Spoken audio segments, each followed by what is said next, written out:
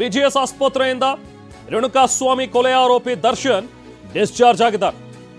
BGS ಆಸ್ಪತ್ರೆಯಿಂದ ನೇರವಾಗಿ ತಮ್ಮ ಪತ್ನಿ ನಿವಾಸಕ್ಕೆ ದರ್ಶನ್ ತೆರಳಿದ್ದಾರೆ. ವಿಜಯಲಕ್ಷ್ಮಿ ಅಪಾರ್ಟ್ಮೆಂಟ್ಗೆ ದರ್ಶನ್ ಹೋಗಿದ್ದಾರೆ. ಪುತ್ರ ವಿನೇಶ್ ಧನ್ವೀರಗೌಡ ಜೊತೆಗೆ ಅಪಾರ್ಟ್ಮೆಂಟ್ಗೆ ಬಂದಿದ್ದಾರೆ. ಈಗ ನಟ ದರ್ಶನ್ ಬಿಜಿಎಸ್ ಆಸ್ಪತ್ರೆಯಿಂದ ಇವತ್ತು ಬೆಳಿಗ್ಗೆ ಈಗ ಡಿಸ್ಚಾರ್ಜ್ ಆಗಿ ಹೊರಟಿರುವಂಥ ದರ್ಶನ್ ನೋಡ್ತಾ ಇದ್ದೀರಿ. ಆಸ್ಪತ್ರೆಯಿಂದ ಹೊರಟಂಥ ದರ್ಶನ್ ಇಲ್ಲಿಂದ ನೇರವಾಗಿ ತಮ್ಮ ಪತ್ನಿಯ ನಿವಾಸಕ್ಕೆ ತೆರಳಿದ್ದಾರೆ. ವಿಜಯಲಕ್ಷ್ಮಿ ಅವರ ಅಪಾರ್ಟ್ಮೆಂಟ್ ಏನಿದೆಯಲ್ಲ, ಹೊಸಕೆರೆಹಳ್ಳಿಯಲ್ಲಿರುವಂಥ ಒಂದು ಅಪಾರ್ಟ್ಮೆಂಟ್, ಆ ಅಪಾರ್ಟ್ಮೆಂಟ್ಗೆ ಈಗ ದರ್ಶನ್ ಹೋಗಿದ್ದಾರೆ. ಈ ದೃಶ್ಯಗಳನ್ನು ಗಮನಿಸ್ತಾ ಹೋಗಿ, ಬಿಜಿಎಸ್ ಆಸ್ಪತ್ರೆಯಲ್ಲಿ ಇದುವರೆಗೂ ಸುಮಾರು ಒಂದು 50 ದಿನಗಳಿಂದಲೂ ಕೂಡ ಚಿಕಿತ್ಸೆ ಪಡಿತಾ ಇದ್ದಂಥ ದರ್ಶನ್ ಬಟ್ ಸರ್ಜರಿ ಮಾಡಬೇಕು, ಆದರೆ ಯಾವಾಗ ಮಾಡಬೇಕು ಅನ್ನುವಂಥದ್ದು ಡೇಟ್ ಫಿಕ್ಸ್ ಆಗಿರಲಿಲ್ಲ. ಯಾಕಂದರೆ ಮೆಡಿಕಲ್ ಬೇಲ್ ಪಡೆಯುವಾಗಲೂ ಕೂಡ ಇನ್ನೇನು ಸರ್ಜರಿ ಆಗಲಿಲ್ಲ ಅಂತ ಹೇಳಿದ್ರೆ ಲಕ್ವಾನೇ ಹೊಡೆದುಬಿಡುತ್ತೆ, ಸಮಸ್ಯೆ ಆಗಿಬಿಡುತ್ತೆ ಅಂತ ಹೇಳಿ ಸರ್ಜರಿ ಮಾಡಿಸಲೇಬೇಕು ಅಂತ ಹೇಳಿ ತೊಗೊಂಡಂತಹ ಬೇಲ್. ಬಟ್ ಆಸ್ಪತ್ರೆ ದಾಖಲಾದ ನಂತರ ಎಲ್ಲವೂ ಬದಲಾಯಿತು. ಹೊಸಕೆರೆಹಳ್ಳಿಯ ಪತ್ನಿ ನಿವಾಸಕ್ಕೆ ಈಗ ದರ್ಶನ್ ಹೋಗಿದ್ದಾರೆ. ಬನಶಂಕರಿಯ ತಾಯಿ ನಿವಾಸಕ್ಕೆ ಪವಿತ್ರ ಗೌಡ ಹೋಗಿದ್ದಾರೆ.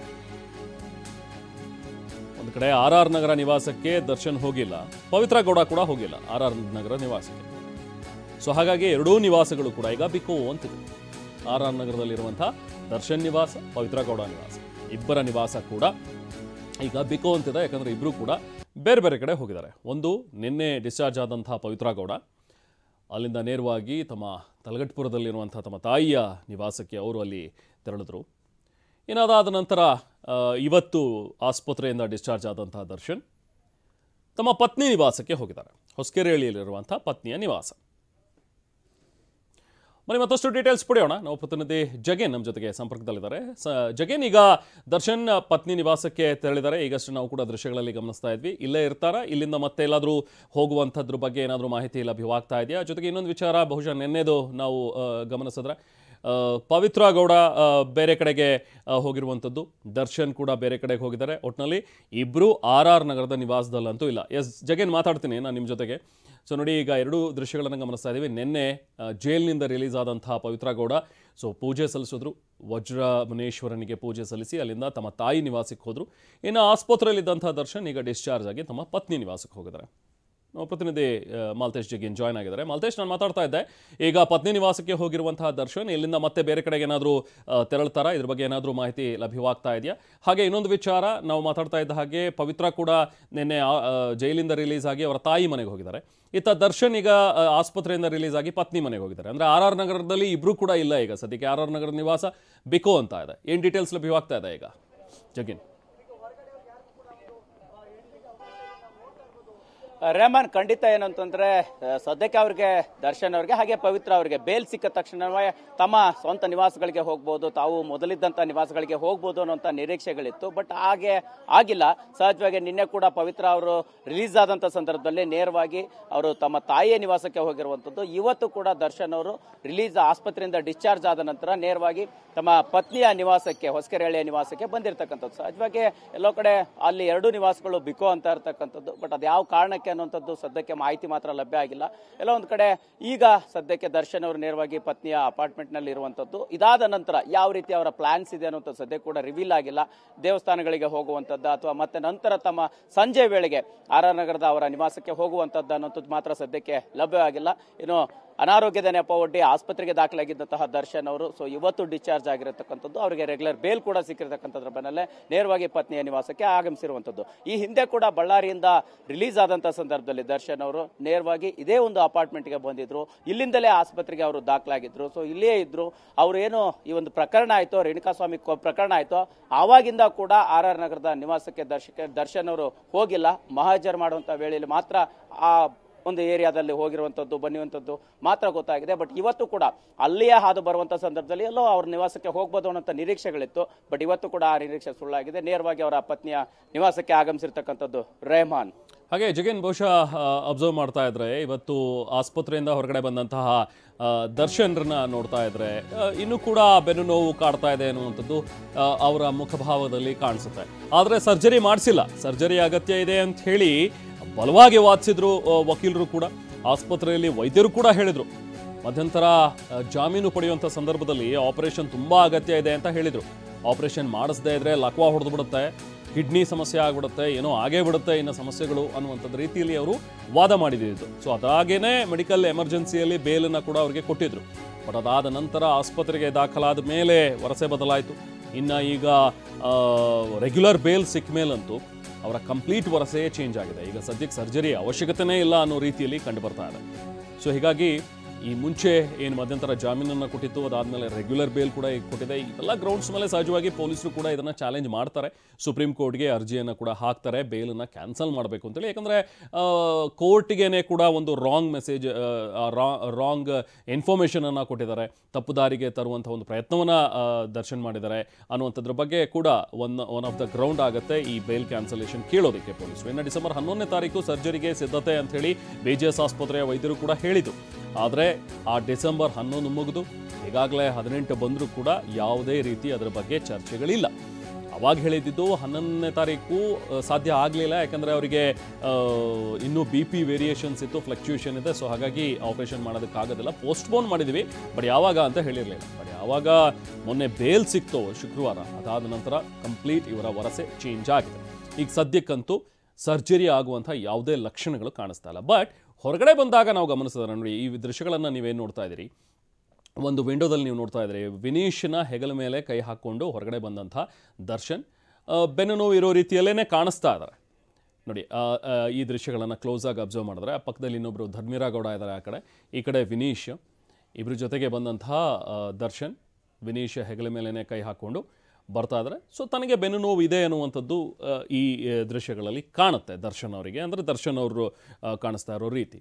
ಬಟ್ ನೆನೆ ಕೂಡ ಅವರು ಹೊರಗಡೆ ಬಂದರು. ಮೊನ್ನೆ ಬಂದು ಕೋರ್ಟಿಗೆ ಹೋಗಿ ಸಿಗ್ನೇಚರ್ ಹಾಕಿ ಬರುವಾಗಲೂ ಕೂಡ ಕೋರ್ಟ್ನಲ್ಲೂ ಕೂಡ ಅದೇ ರೀತಿ ತಮಗೆ ಬೆನ್ನು ನೋವು ಇದೆ ಅನ್ನೋ ರೀತಿಯಲ್ಲೇ ಕಾಣಿಸ್ಕೊಂಡ್ರು. ಬಟ್ ಅದಕ್ಕಿಂತ ಮುಂಚೆ ಅವರು ಆಸ್ಪತ್ರೆಯಿಂದ ಹೊರಗಡೆ ಬರುವಾಗ ಸಿಂಗಲ್ ಆಗಿ ಆರಾಮಾಗಿ ನಡ್ಕೊಂಡು ಬಂದರು. ಆ ದೃಶ್ಯಗಳನ್ನು ಕೂಡ ನೀವು ಗಮನಿಸಿರ್ತೀರಿ.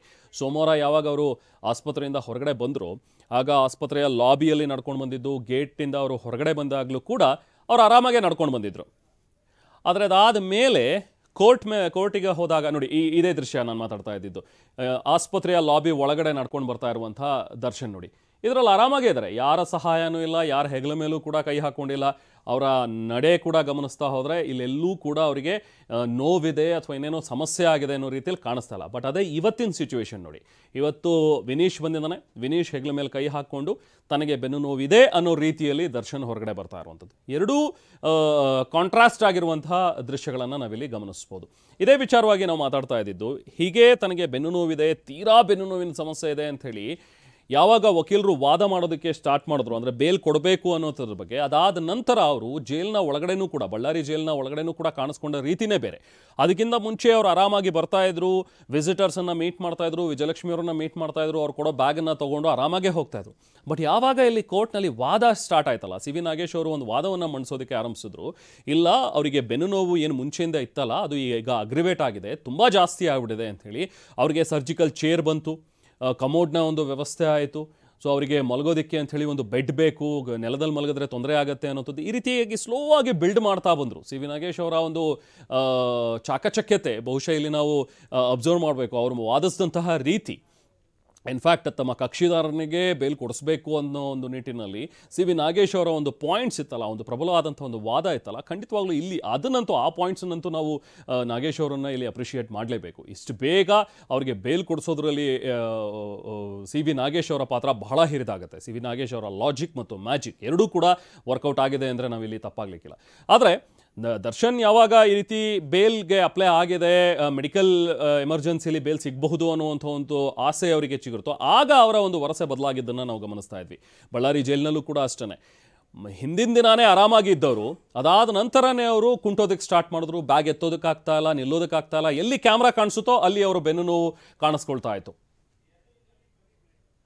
ಸೊ ಬನ್ನಿ ಈಗ ಮತ್ತಷ್ಟು ಡೀಟೇಲ್ಸ್ ಪಡಿತಾ ಹೋಗೋಣ. ನಾವು ಪ್ರತಿನಿಧಿ ಪ್ರದೀಪ್ ಜಾಯ್ನ್ ಆಗಿದ್ದಾರೆ. ಪ್ರದೀಪ್, ಎರಡು ದೃಶ್ಯಗಳನ್ನು ಗಮನಿಸ್ತಾ ಇದ್ವಿ ನಾವು, ಬಹುಶಃ ನೀವು ಕೂಡ ಇದನ್ನು ಅಬ್ಸರ್ವ್ ಮಾಡಿರ್ತೀರಿ. ನಿನ್ನೆ ಸೋಮವಾರ ದರ್ಶನ್ ಹೊರಗಡೆ ಬರುವಂತಹ ಸಂದರ್ಭದಲ್ಲಿ ಆಸ್ಪತ್ರೆಯಿಂದ ಹೊರಗಡೆ ಬಂದು ಅವ್ರು ಕೋರ್ಟ್ಗೆ ಹೋದಾಗ ಅಷ್ಟು ಮಟ್ಟಿಗೆ ಬೆನ್ನು ನೋವು ಏನು ಕಾಣಿಸ್ತಾ ಇರಲಿಲ್ಲ. ಅವ್ರ ಮುಖದಲ್ಲಿ ಆರಾಮಾಗಿ ನಡ್ಕೊಂಡು ಬಂದರು. ಬಟ್ ಕೋರ್ಟ್ ಹಾಲ್ನಲ್ಲಿ ಸ್ವಲ್ಪ ಬೆನ್ನು ನೋವು ಇದೆ ಅನ್ನೋ ರೀತಿಯಲ್ಲಿ ವರ್ತಿಸಿದ್ದು ಬಿಟ್ರೆ ಇವತ್ತು ನೋಡಿದ್ರೆ ಇವತ್ತು ಮತ್ತೆ ವ್ಯತಿರಿಕ್ತವಾಗಿದೆ ಆ ಒಂದು ಅವರ ದೃಶ್ಯಾವಳಿಗಳು. ಇವತ್ತು ಹೆಗಲ ಮೇಲೆ ಕೈ ಹಾಕೊಂಡು ಬೆನ್ನು ನೋವು ಇದೆ ಅನ್ನೋ ರೀತಿಯಲ್ಲಿ ಕಾಣಿಸ್ಕೊಳ್ತಾ ಇದ್ದಾರೆ. ಬಹುಶಃ ಇದೆರಡನ್ನೂ ಕೂಡ ನೀವು ಅಬ್ಸರ್ವ್ ಮಾಡಿದ್ದೀರಿ ಅಂತ ಅನ್ಸುತ್ತೆ. ಆದರೆ ನಿಜಕ್ಕೂ ಬೆನ್ನು ನೋವು ಕಾಡ್ತಾ ಇದೆಯಾ ದರ್ಶನ್ಗೆ? ಅಷ್ಟೂ ಇದ್ರೆ ಯಾಕೆ ಆಪರೇಷನ್ ಮಾಡಿಸ್ಲಿಲ್ಲ ಹಾಗಾದ್ರೆ ಅನ್ನುವಂಥ ಪ್ರಶ್ನೆ ಸಹಜವಾಗಿ ಮೂಡುತ್ತೆ. ಪ್ರದೀಪ್,